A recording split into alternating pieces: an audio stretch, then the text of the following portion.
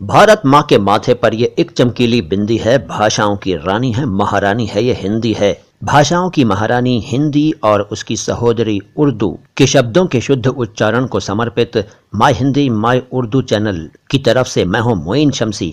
और आज की मुलाकात में आप कुछ ऐसे अल्फाज, कुछ ऐसे शब्दों के बारे में जानेंगे जो कि आम तौर पर इलेक्शन के दिनों में यानी चुनाव के दिनों में ज़्यादा सुनने पढ़ने में आते हैं और कई बार तजस्सुस होता है, जिज्ञासा होती है कि इनका मतलब आखिर क्या है। कई बार यह भी होता है कि आप जानना चाहते हैं कि आप जिस भाषा के शब्द जानते हैं चुनाव से संबंधित, उस भाषा के शब्दों को दूसरी भाषा में क्या कहते हैं। मसलन अगर आप हिंदी से ज़्यादा परिचित हैं तो आप जानना चाहते हैं कि उर्दू में इन शब्दों को क्या कहते हैं, और अगर आप उर्दू ज़्यादा पढ़ते हैं तो आप ये जानना चाहते हैं कि हिंदी में इन अल्फाज को क्या कहते हैं।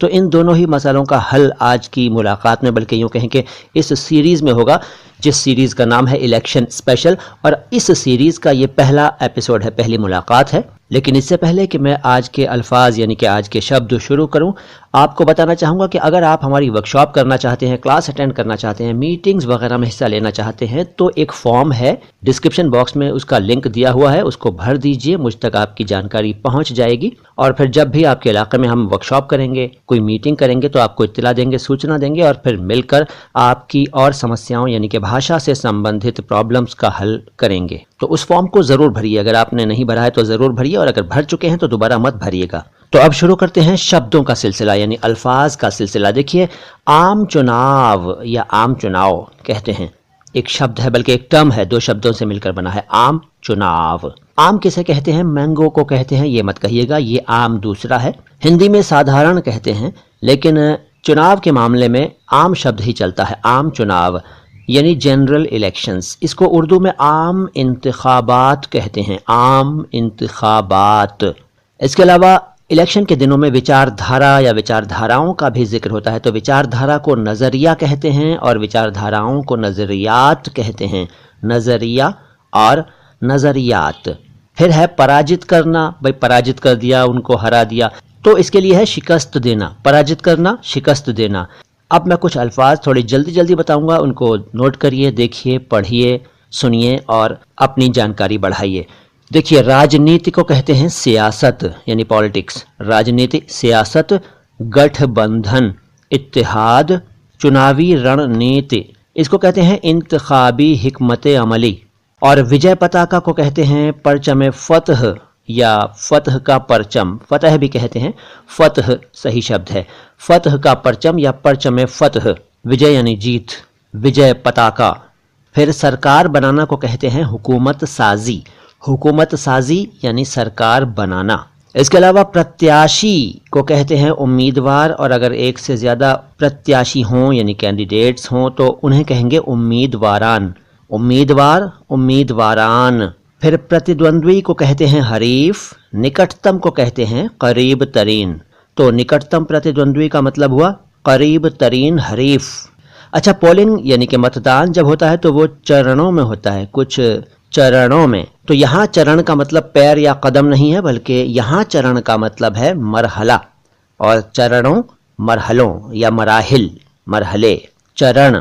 संविधान को कहते हैं आईन, आईन, और संवैधानिक को कहते हैं आईनी, आईनी। लोकतंत्र और गणतंत्र, इन दो शब्दों के लिए उर्दू में शब्द है जमहूरियत यानी डेमोक्रेसी, जमहूरियत। और लोकतांत्रिक और गणतांत्रिक के लिए है जमहूरी। इसके बाद घोषणा के लिए है ऐलान, और घोषणाएं के लिए है ऐलानात, ऐलान और ऐलानात। तो इस तरह ना बोल सकें तो ऐलान और ऐलानात कह दीजिए, वैसे इसको ऐलान और ऐलानात भी कहा जाता है, लेकिन सही उच्चारण तो इसका ऐलान और ऐलानात है। इस तरह बोलना सबके लिए आसान नहीं होता, तो ऐलान और ऐलानात या ऐलान और ऐलानात भी चलता है, जैसा कि मैंने बताया। अच्छा, इलेक्शन के दिनों में रहस्योद्घाटन भी शब्द बहुत सुनने में आता है, रहस्योद्घाटन, रहस्योद्घाटन।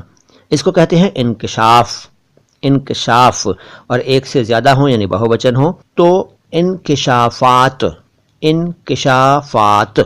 अच्छा, लोकसभा चुनाव, इस पूरे टर्म को क्या बोलेंगे? लोकसभा चुनाव को कहेंगे पार्लिमानी इंतखाबात, पार्लिमानी इंतखाबात।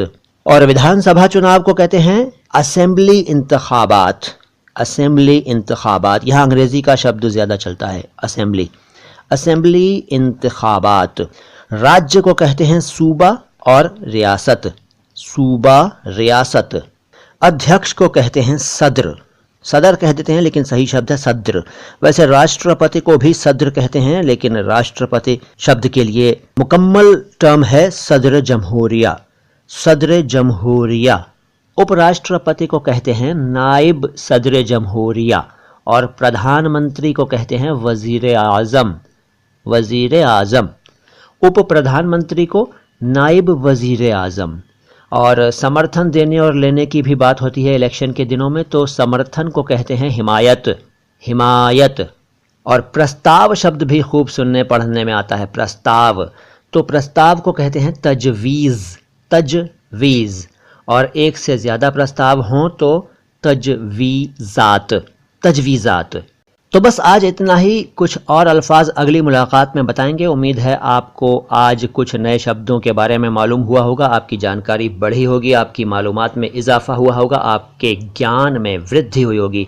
बहुत जल्द आऊँगा लेकर कुछ और नए शब्द आपके लिए। फिलहाल तो बस इतना कहना चाहूँगा कि अगर आपने हमारे चैनल को सब्सक्राइब नहीं किया है तो सब्सक्राइब कर दीजिए, घंटी का बटन नहीं दबाया है तो दबा दीजिए ताकि आपको हमारे आने वाले सभी वीडियोज़ के बारे में इन्फॉर्मेशन तुरंत मिल जाया करे। और कमेंट बॉक्स में कुछ ना कुछ ज़रूर लिखा करें। इसके अलावा हमारे वीडियोज़ के लिंक्स को ज़्यादा से ज़्यादा शेयर करें ताकि सबके पास जानकारी पहुंचे, हमारे व्यूज़ बढ़ें, ताकि हमारा हौसला बढ़े और हमें और एनर्जी और ऊर्जा और ताकत मिले नए नए वीडियोस बनाने की, आपकी जानकारी को बढ़ाने के लिए। इसके अलावा फेसबुक पर हमारे पेज को फॉलो कीजिए, इंस्टाग्राम पर भी मैं मौजूद हूँ माई हिंदी माई उर्दू के नाम से, वहाँ भी हमसे जुड़ जाइए। और ट्विटर पर भी मेरी मौजूदगी है, मुझे वहाँ ज्वाइन कर लीजिए। इसके साथ ही साथ अगर आप ईमेल के जरिए मुझसे राबिता कायम करना चाहते हैं, संपर्क स्थापित करना चाहते हैं, तो आईडी है myhindimyurdu@yahoo.com।